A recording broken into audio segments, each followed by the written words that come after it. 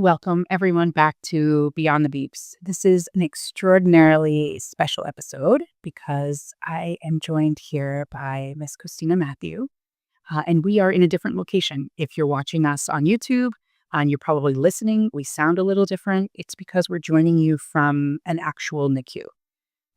Today is a very special day for Christina and her son, Caleb, as today is discharge day. And we never get a chance to talk with parents when they're literally about to leave. And discharge is so on your top of mind, right? And so I wanted to bring you in, particularly now, to talk a little bit about discharge, but also I've been very fortunate to know you and Caleb and Modeste and Chloe and Christian and the family now for, oh gosh, how many? 4 months. 4 months, right? And so there's something very, very special about you and your family, and in many ways. But one thing that really rings true from start to finish is your faith. And so I wanted to give our world out there, our Beyond the Beeps community, the incubator folks, also an opportunity to meet you and to hear from you, because I think you have a very powerful impact on us and will for the world too. So welcome to Beyond the Beeps, Christina Matthew. Thank you so much. Thank you. It's truly an honor to be here, especially at the end of our NICU journey on discharge day. And so to the whole Beyond the Beach community, hello, and look forward to chatting with you. Thank you, Leah. Yeah. So let's start with Caleb, but I know the story of Caleb doesn't necessarily begin with Caleb. So let's start with your NICU story. Yes. So I actually ended up going into preterm labor. Um, and there was actually a watch at 24 weeks. And so I thought that we were going to be able to hold out. The doctor said, hey, we want to make sure we can get to as close to, about 34 weeks as possible. Let's make sure we can optimize, labor and delivery. But Caleb had other plans. And so at 26 weeks, I actually went into labor with Caleb. And so that was May 26th, and that's when our NICU journey started. Okay. So 26 weeks, a little guy, and he came into the world pretty heartily, though, I recall. Like, was pretty ready for taking us all on. Very feisty. Um, and so you mentioned like my journey, so I'm gonna step back. Um, I think when we first kind of heard preterm labor, as term, it was already going through my mind, my husband's mind, that okay, wait, it's very early, and we don't know what the outcome will be having a baby this early. Um, and also for me, because faith is very huge, and like, God, is this your plan? Hmm. Um, and although I believe God's plans are always perfect, they are not always easy to walk through. And so for me, it was really positioning myself and our family to be able to take this walk with faith being forward. Okay.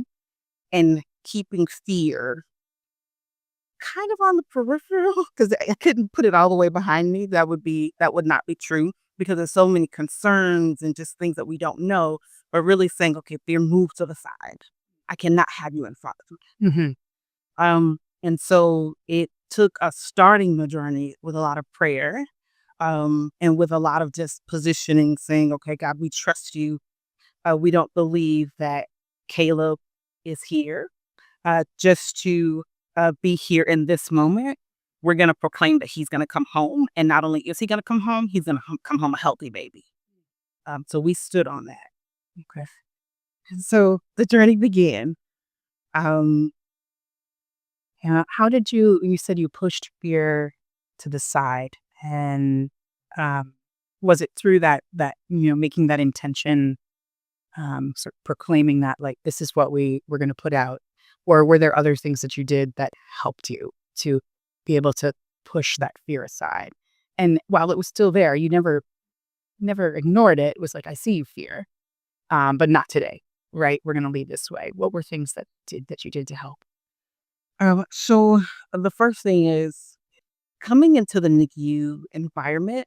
It was a first for me. So meaning I don't have friends or family who I know who have had a NICU experience that have been extensive. Maybe a couple of days just to check a few things. But in terms of giving birth as early as 26 weeks and then walking the journey out, I myself and my husband, we were not aware of anyone. So we didn't have close proximity. And so coming into the NICU is already daunting. Mm, And so it was number one, when you come in and there's already a fear of, oh my God, where am I? Look at the babies around. There's so much going on. Look at all the noise, listen to all the noise. Like, yeah. and seeing Caleb for the first time, um, it was definitely experience where I was very much so like, I need to catch my breath several times. Uh, and I need somebody to hold my hand and reinforce and confirm this is your baby.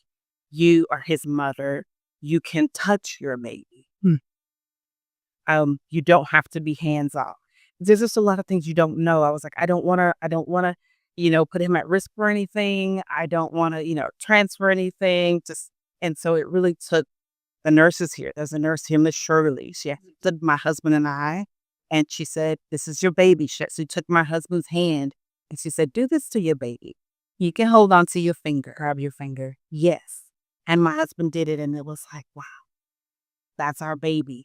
And so, step by step, I think it was us looking at the people around us who have experience in the NICU to actually help us walk through the NICU experience that actually also helped us push fear to the side. Because the more that we knew, the more that we learned each day that came along, that we got more information, we felt more empowered. And so I think the faith piece is core and central. And it also took us learning how do we move here? What's going on? Because in the beginning we did feel a little powerless. Now I feel quite powerful. Yeah. Like now I could run circles in this NICU and I feel great, but it took a lot of work. Yeah. Yeah. Yeah, that work is it's something we take for granted in parenting in general, like, because I think it's been sold to us a lot that it's natural. Parenting is, it comes naturally, and when you're put in such an kind of an artificial place, it's even more unnatural. And then you added that element of not wanting to bring any more harm to your baby. So you've found a way to balance that. And it sounds to me, you tell me if this is right, you found that through, your solid trust, but also looking for information, working hard at this. Yes. And I will tell you, the information piece did not happen automatically. It took me about a good 3 weeks before I could feel like I had like my feet on the ground in the NICU. And what I mean by that is, it took first off, it took me 2 days post my son's birth for me to come into the NICU. Say more. After, so I had the emergency C-section, and it was me trying to make sure that I was okay, and also build up to coming into the NICU. That was a top concern of mine. Mm, My husband actually came to the NICU first. yeah.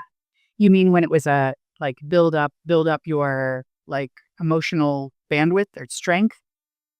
I would say emotional bandwidth strength, mental strength, Mm, because for me as a mother, I do feel as my child's mom, it is my responsibility to stand strong when he is weak. And so I wanted to make sure that I could come in, and actually stand. yeah. Now, in the beginning, me coming in standing, it looked like 15 minutes. In the beginning, the first 2 weeks, I couldn't spend more than 15 minutes in a visit in the NICU. So the pace and the information and the building up of me becoming strong and what I am today, again, it was a full-on journey.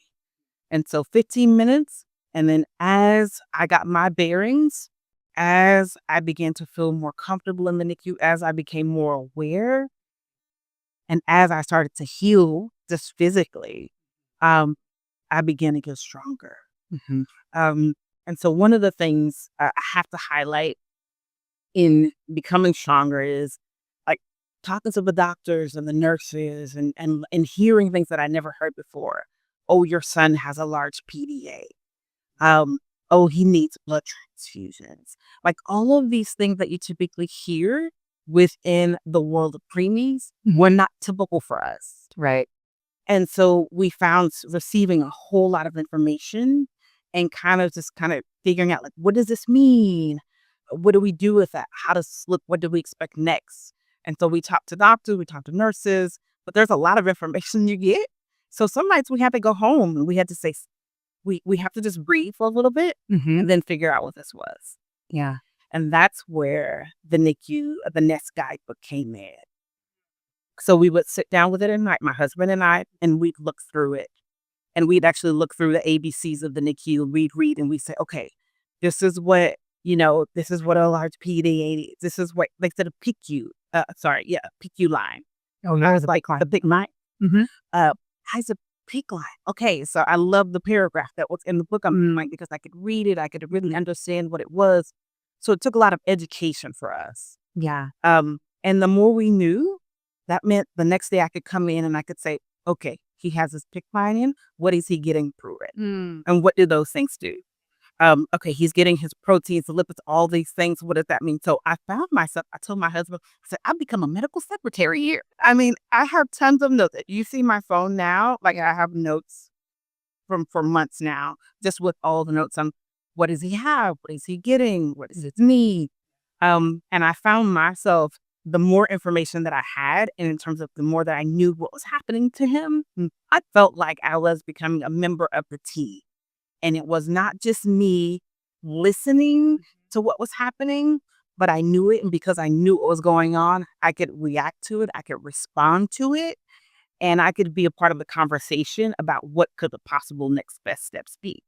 And I could also catch things that, probably would have been too early or too late. Sure. Yeah. Um, Yeah. and so, for example, they say, "Oh, wait, okay, he's due for this particular treatment on this day," and I could say, "Actually, it's been 7 days. I was told that it was going to be on this day. Are we still on track?" And then they go back and say, "Oh, actually, yes, let's get back on track." So I felt empowered being able to like stand and already like speak on behalf of my son. Like that is what truly gave me, um, I think, the fortification of my position here of his mom in the NICU. Yeah. Like I could actively participate. It didn't happen on day one, but as soon as I could like take the baby step that I needed to take and gather up my strength, like I could show up fully for him. And so that part to me is like a true success. And it wasn't just me, it was my husband. Yeah. We have a 10-year-old daughter, Chloe. And it's been most of the summer. And so she was here for the summer part of us, with us part of the time. And so she got to like, just be here with us. We could explain what was happening. She can actually come into the NICU, you know how that works. But it was a full family effort to make sure that we were taking care of Caleb in the way that we could, given our position as his family. Mhm. Yeah, I mean, today we're sitting on discharge day and I feel that I'm sitting before a mountain, right? Like this regal, glowing mountain. That's you. Like, oh, I'm the mass. You're the mountain. You're sitting like, there's a beautiful meditation, a mountain meditation about being still and, unwavered and being able to be calm despite the storm and glow in the sunlight. And I feel that I'm sitting before a mountain now. And I what I'm hearing that I hope other people can hear eventually is that it sort of begins with some soil, right? And some rocks. And what I'm hearing is you're talking about layering and layering and layering and layering. And that's great for us to talk about and to say now, how did you manage to give yourself that grace? Because I know it's so overwhelming. How did you take those baby steps and take those baby bites and be okay when you didn't know? How does that work for someone? Because I know a lot of times we get frustrated. Like, I don't understand it, so I'm not going to try.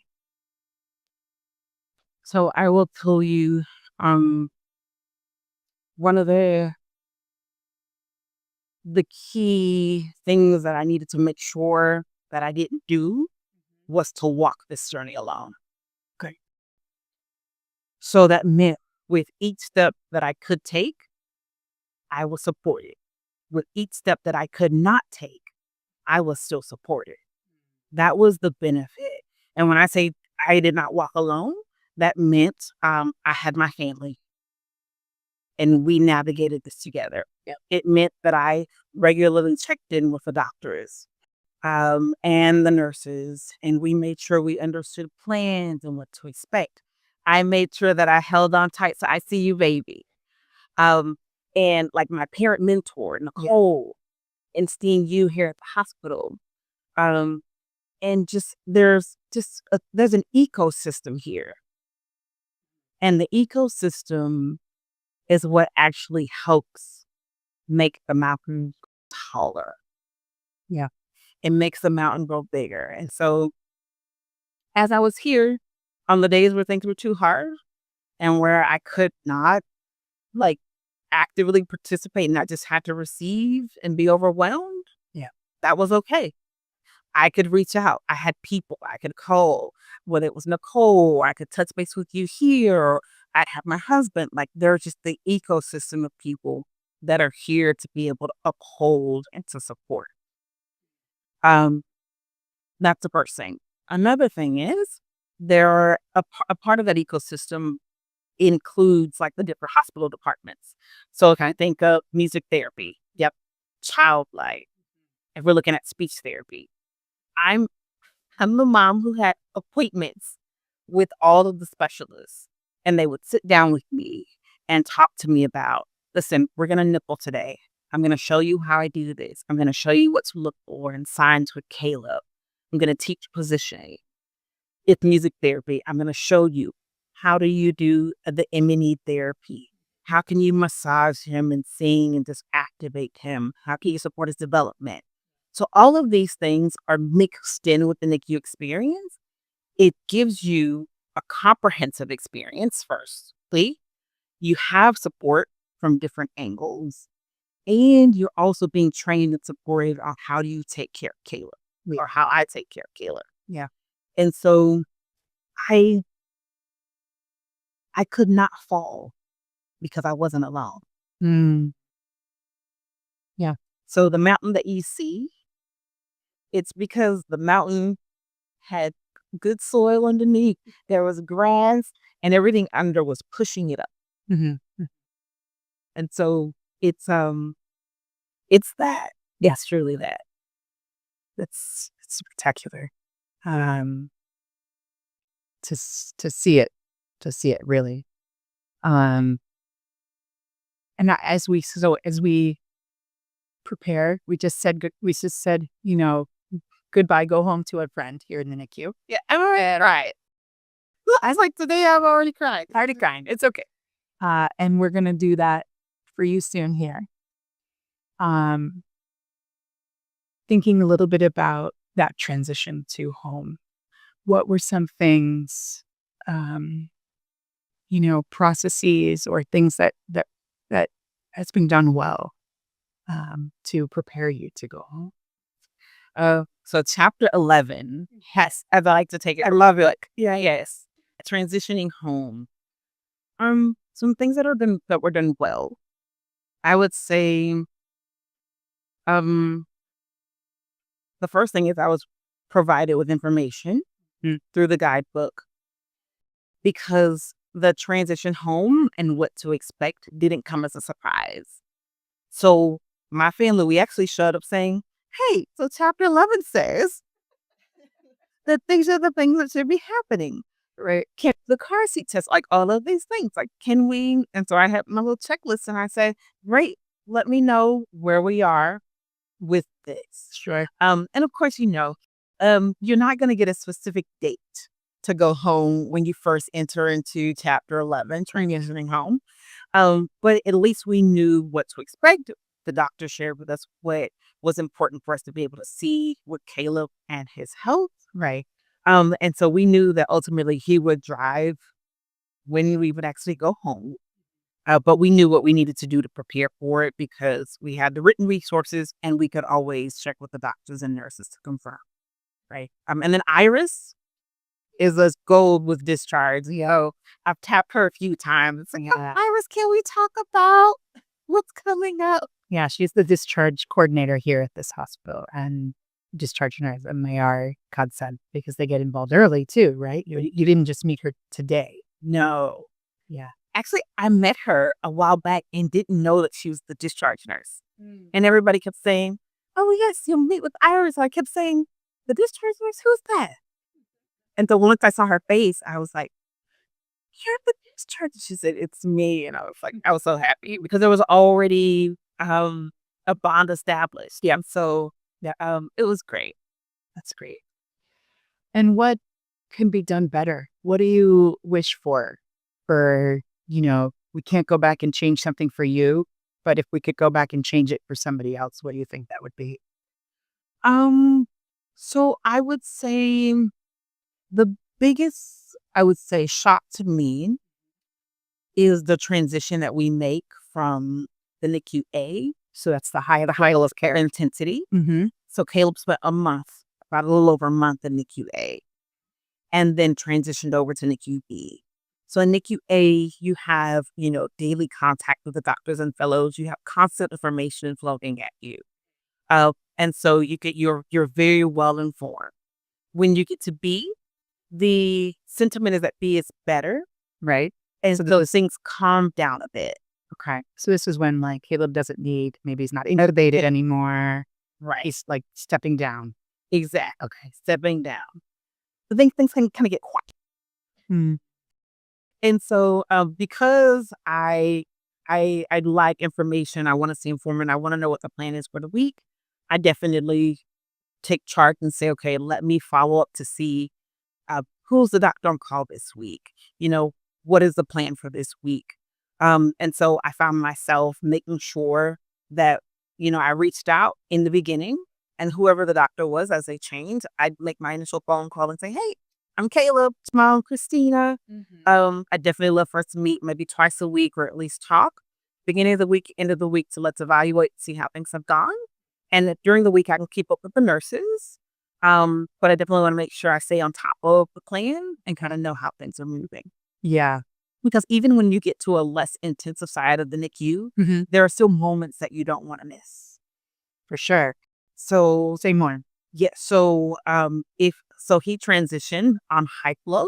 So he was on one of the lowest levels, or I would say most friendly machines for oxygen support. And so, when that comes off, I want to know, what are we expecting? What do we need to look for? And when is that going to happen? Yeah. Because I want to make sure that day we're here, we see everything, and we welcome him to that next new stage. If we're going to actually bottle feed, I'm a huge advocate for breastfeeding, and I want to support that with my son. But I know in the NICU, we have to nipple as well to make sure he can suck, swallow, and do all the things that he needs to do. Right. So when it's that first bottle, let me know when that order goes in, because I definitely want to be able to be there and just say, this is my son's first moment doing this. So you can keep up with first and milestones, but you also know what the big plan is. So for me, it's the NICU A to B transition. Yeah. And how you have to be more proactive as a parent to make sure that you stay on top of what's going on with your child. For me, that's not an issue because I can do that. Right. However, I know that not all parents can do that. Not all parents are present. because of other scenarios. Right. And so I think it's just as important to be able to set expectations for what NICU will look like. Yeah, I think it's something that you've taught me about that transition. Sort of feels a little cliff-like, right? You have everybody's sort of managing for you, and then they're like, it's great news, but we're not going to talk to you much anymore. And I think I've taken that since you shared it with me and made sure that folks who aren't as comfortable advocating and stepping forward and being the driver of the engine, that we come up with a plan that we come up with a plan for them, that we help them, okay, if you can't be there physically, because that's true and honest, is let's call, every day, or let's set a time. And so the nurses come to know that the new routine for their baby are, and because it is very important that, if there's less news, it doesn't necessarily mean that you shouldn't be hearing about something. You should. There's a lot of great things happening every day, or little bumps in the road too, that if you're on top of it as a parent, you can make an impact and make a change. Certainly, like with feeding, if we little bumps, if we're not there to sort of catch them up and help them through it, we can get a bigger setback from it, as you know. We had a bump last week. Yeah. So I'm actually not supposed to be here today. I am, but we were actually looking forward to bringing Caleb home last week. So if you're in chapter 11, this would be called a setback. And so Caleb had a setback during feeding. He had a Brady and a DSAT. It turns out that nothing major. He has some baby reflux, which is also in chapter 11. So read the book, truly, because it didn't become a surprise, because I said, oh, you know what? I read about that. I was hoping it didn't happen the day before discharge would happen. Yeah. So it set us back a week. But again, better for everything to happen here in the NICU than for us to bring Caleb home and then just kind of have to, holler and scream it out and do the things that we've learned in terms of all the padding and hopefully not having to get too. Yes. And so he worked it out. He worked it out with your help. And yeah, the book that Christina's mentioning is a book that we at ICU Baby give to our families, the My NICU Baby book.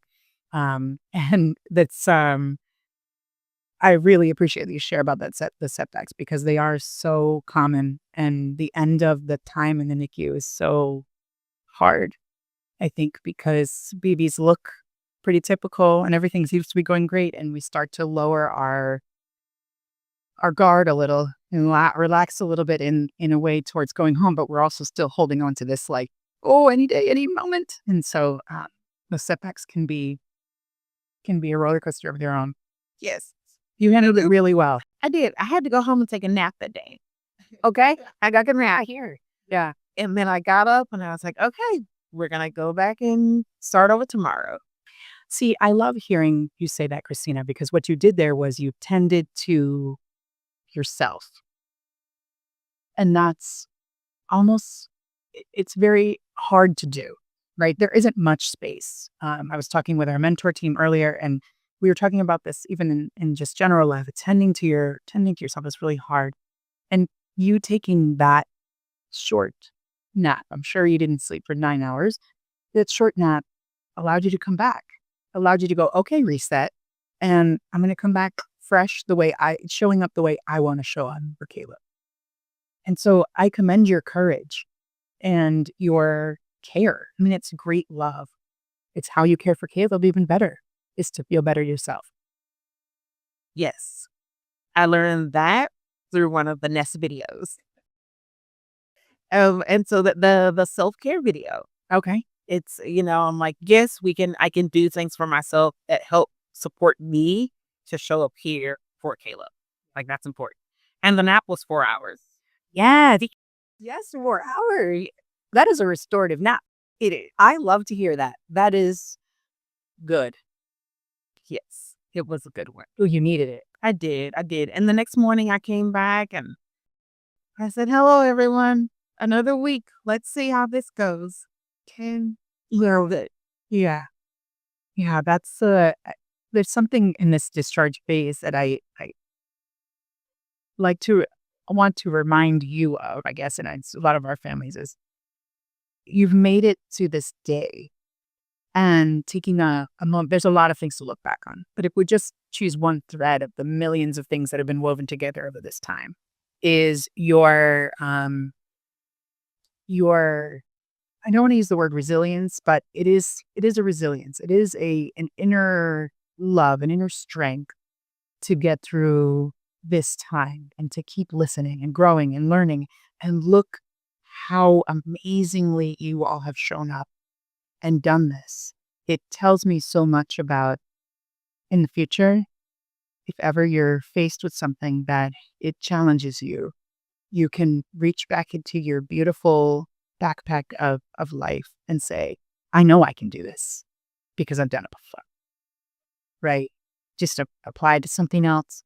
Um, you're, you can do anything. This is what I see in most of my, all of our NICU mamas and dads when they leave. I think, gosh, you're unstoppable. You, without having to do it, you're the parents who could lift that car, right? And that's where you hold that within yourself forevermore, right? May you never have to use it, right? May you never have to go back and reach deep for the car lifting strength.